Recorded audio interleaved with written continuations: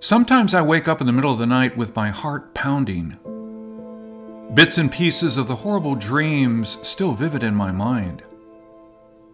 I try to reach my family, but no one picks up my calls. I panic, not knowing if I should go look for them or stay at home so they can find me. I don't know what went wrong, but everything seems to be in chaos.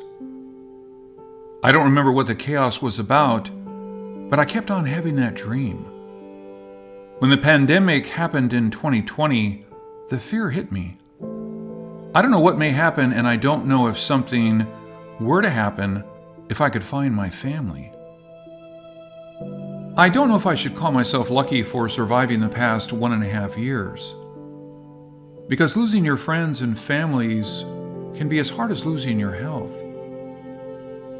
They all went so fast that I did not get to say goodbye. With travel bans, I could not attend their funerals.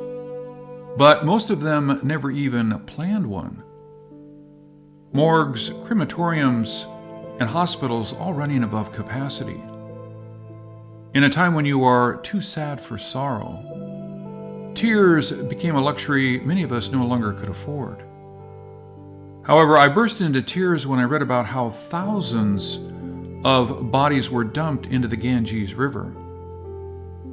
In a world too miserable to live, there's no place for them even after they died.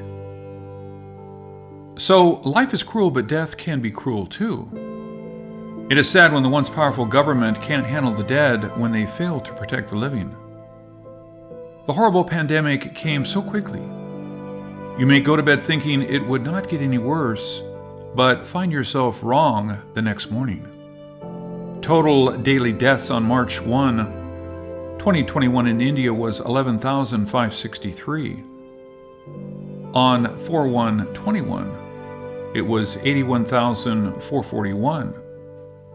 On 5/1/21, it was 392,562. If the path continues, you know you are not that far from being the next victim. What will go through your mind?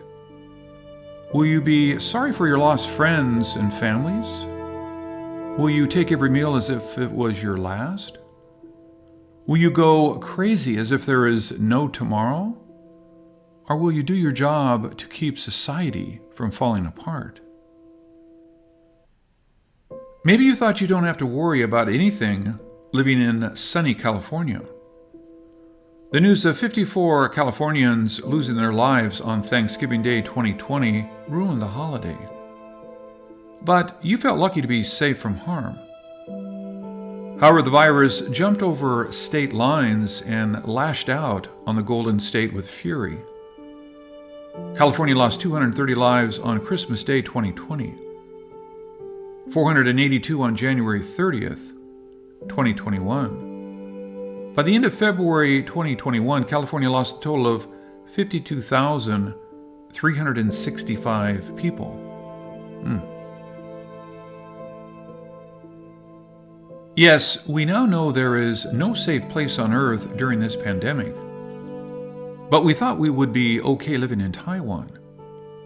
After shutting off international visitors from entry, the island was protected by the Pacific Ocean, mask, a sound healthcare system, and the government.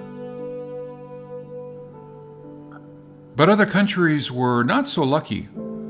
Mexico has a national healthcare system. It is the world's 10th most populous country and 16th largest economy. Its COVID death rate has stayed around 10% since April 2020. Many people have died at home when their president encouraged people to get well at home. The news media repeated the government's assurances that there are plenty of beds in hospitals. However, since most older people that were sent to hospitals died quickly there, many decided to just stay at home. The government did not invest in securing the vaccine, and few people planned on getting vaccine shots. With so many false informations given by the government, and poor people already suffering financially during the lockdown, people did not feel the vaccine could be the lifesaver. The vaccine rollout was so slow, people estimated it would take 10 years for all Mexicans to get vaccinated if the government continued at the speed it had during the first 2 months. At that time, no one felt there was a need to rush. After all, they only had enough doses for about 2% of the people in February 2021. Many people have blamed Mexico's high COVID death rate to its overweight population, and many with chronic diseases, and the poverty rate. But no one suspected another possible reason. With very few being tested for COVID, and little to no tracing of people that have been in touch with the infected, many of its confirmed case numbers have been wrong all along. Actually, a report in June 2021 stated that it is possible that 25% of Mexicans were already infected. Wow. Do you know that means total confirmed cases could be as high as 32.5 million? Did you know that would mean only 7.7% of infected were reported? If that is true, then Mexico's true COVID death rate could be as low as 0.7%. If you ask me, that's too low. But the number can make sense if the true death number was also underreported. There's a report of Mexico underreporting 30% of its COVID deaths. Well, if the government does not revise that number, we'll never know. Did Mexico intentionally hide cases or death numbers? Well, without large-scale COVID testing, and Mexico tested less than 2% of its population, which means we may never know how many Mexicans had COVID. But why would the government lie? Well, you can't call them lying when they do not know the truth. But think of it this way. Why would they want to know the truth? The high death number is already humiliating, but you can't hide the truth. People have lost confidence in the government. Leaders most likely will lose the next election if they knew 25% of them are infected and the government did not do anything to protect them. And if they are infected, with nothing to lose, who knows what they may do, right? In contrast, why was Peru so honest? It ranked 51 in gross GDP and 43 in world population. So it's a poor country. With over 2 million confirmed cases on June 17, 2021, that ranked it 17th in world COVID cases, but ranked 5th in COVID deaths, with over 189,000. It reported only 68,000 until 5/30/2021. But they decided to count all excessive deaths after the pandemic started last April by comparing it with the year before. And the result is over a 300% increase in COVID death. Are they afraid of being blamed for late reporting?